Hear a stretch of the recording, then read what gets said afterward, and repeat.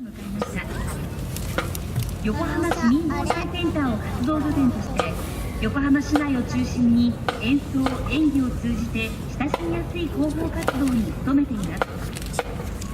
ポートエンジェルス119は1982年に創設され、今年で36年目を迎えました。2018年初のドリル演技は出初め式にふさわしく、今年生まれ変わったばかりの新しい演技をお楽しみいただきたいと思います。全4曲構成のこの演技はリズミックな曲調に合わせ、さまざまなフォーメーションを取り入れたペイロードから始まります。2曲目はライオンキングより愛を感じてをお送りします。ソリストたちの愛のこもった演奏演技にご注目ください。続いて3曲目はスネアドラムの息の合ったスティックパフォーマンスが光るドラムソロです。